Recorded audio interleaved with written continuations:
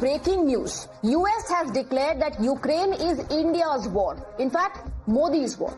Now, Ukraine clearly does not know about it because just 2 days ago, Ukrainian President Zelensky said that he counts on India's contribution to ending the Russia-Ukraine war and praised India's commitment to peace and dialogue. But White House Trade Advisor Peter Navarro knows something that Zelensky does not. A key aide of US President Donald Trump, Navarro is a major force behind US's retaliatory tariffs. According to him, the rationale for 25% secondary sanctions on India is a national security issue associated with India's abject refusal to stop buying Russian oil. He's the one calling the conflict in Ukraine Modi's war. However, the US opposition Democratic Party criticized the move, saying singling out India would hurt the US as well. The question now is it really about oil, war, or someone's bruised ego after his calls went unanswered? You're watching the News Hour at 9, debate number 3, on Times Now, Super Prime Time. All right, let's open this up and go across to our guest. We have Sushant Sareen, Senior Fellow ORF, joining us on the broadcast, along with Dr. Dave Bratt, former member of US Congress. Dr. Bratt, my first question is to you. So US says that India is funding the war. Now, Mr. Navarro has also called the war between Russia and Ukraine as Modi's war. You're saying because India buys oil from Russia, that's the reason why India is funding it. But what about trade deals between America and Russia? What about the fact that America buys fertilizers, nuclear fuels from Russia? What about the fact that America supplies weapons through Europe at a 10% premium to Ukraine? Isn't America profiting out of it? Isn't America actually keeping the war alive? It depends how you want to frame this thing. On the tariff issues, you know, the G20, the rich countries, have 200 to 300% tariff and non-tariff barriers higher on us, the U.S., than we have on them. So that's for starters. So this tariff will add up your tariffs and your non-tariff barriers, and you call them retaliatory or whatever, but add them all up. Now, the secondary piece is, you know, people are taking this stuff personal on little comments and Navarro and whatever. What we're trying to accomplish is we're trying to get out of wars, right? The U.S. has been running the world for 70 years. We've been running coup d'etats. I hate all of that. Our CIA, I want to get rid of it, right? But when it comes to India, when we say we want India to be a part of a war, what we're saying is India is huge. You got 1.4 billion people. You're growing at 6%. You're a dominant economy in the world, and you need to play your proper role in the world stage, and you're not. You're concerned about Pakistan border on the land and this Indian Sea down there, and the U.S. we're getting pelted by everybody, right? What are the wars? We got Russia, UK, Iran, Israel, Mexico, Venezuela now, China, Taiwan, Philippines. China's running our boats off course and shooting water cannons at little boats. And India needs to move out of the Indian Ocean and play its proper role in maintaining world trade. So far, you're a regional power, but we're a world power. And we're sick of it. We don't want to do it. But Dr. Bratt, you said India is a dominant economy. You said India is a dominant economy.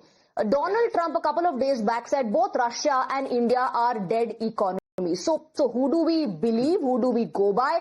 And if it is about responsibility, then what about China's responsibility? Since China is the largest importer of Russian oil, you are giving waivers to China but singling out India. If that is not hypocrisy, what is?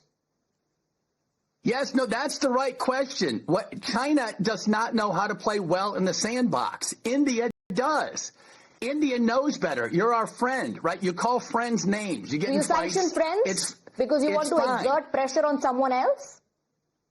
Of course we do. We're the world hegemon at present, and as I said, we don't want to be. That's the key line. We do not want to be the world power anymore, right? We want to come back to hemispheric dominance. But the problem is we have to pay attention to Asia. We're trying to pivot toward China. China is a totalitarian communist surveillance state. India is not. So India needs to put on paper, right, what do you believe in, right? In the Judeo-Christian West, we believe everyone's made in the image of God, and James Madison put down in the Constitution separation of powers to protect all minority factions here.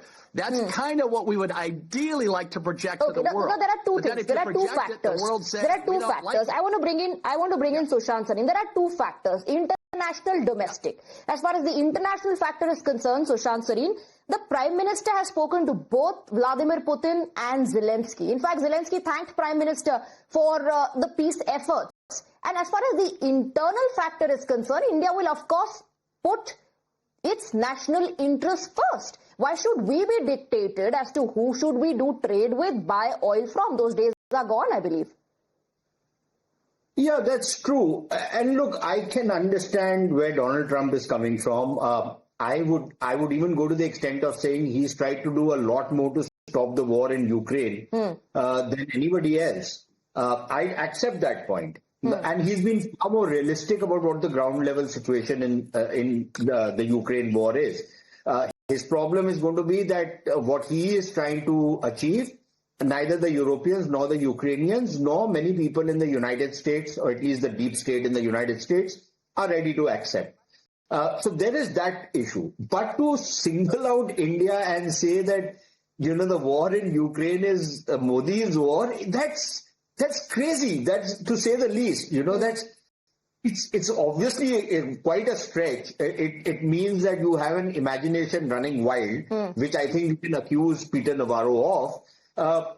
But for anybody to claim that the war in Ukraine is India's war or Modi's war, that's crazy. Now, let me give you the reason why.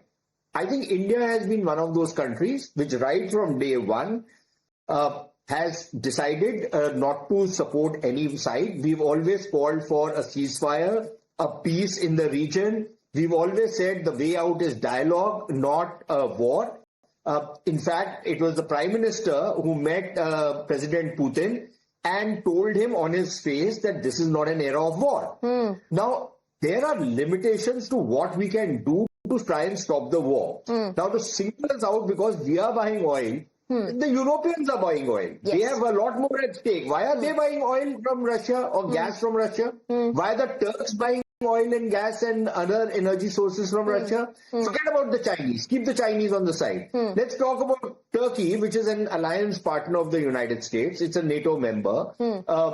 They are buying it. The Europeans are buying it. And to say that the Europeans are forced to buy it because they have no other source, that's really stretching the limits of incredulity. Now, the thing is that from the Indian point of view, we have always maintained that we will call for peace.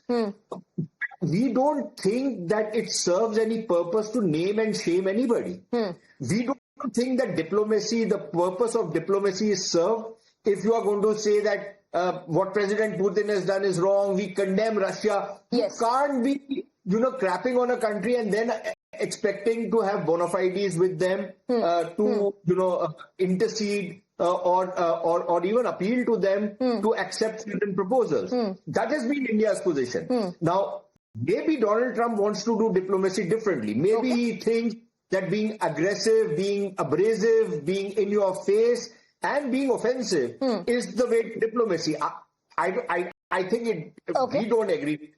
And it's something which violates our sensibilities. And I really think that the Americans, given the fact that they are a global power, they need to start respecting other countries and their sentiments. Absolutely. That's all. And isn't this kind of diplomacy actually creating a trust deficit, Dr. Bratt? No, I appreciate the comments, but it's kind of in the reverse. It's we want you to take a more dominant role on the world stage. And so we're not forcing you or coercing you or whatever. Navarro didn't say any of that stuff. But we all like Modi. Everybody likes Modi. Trump, empirically, last time I was on the show, I said as an empirical matter, Trump turned around on the Euro stage 5 years ago and told them all they're a bunch of losers. And so instead of spending 1% of GDP on their militaries, now they're spending 2 to 3 to 4%. So, yeah, he plays hardball, but he's getting his way. And the reason we're focusing on India again is because the prospects of getting you to do the right thing is probably there, like you're saying. UK and France want to go to war against Russia. Dominant economy, right, the dominant economy, right? UK, which is also a mature democracy, and that understands how to do diplomacy and how to do trade and maintain relations with other countries. More importantly, if America first is Trump's slogan, that keeping our national interest is going to be our top priority. Thank you very much, Sushant Sareen and Dr. Brad, for joining us. And with that, we're wrapping up this edition of Newshour at 9. Thank you for watching us.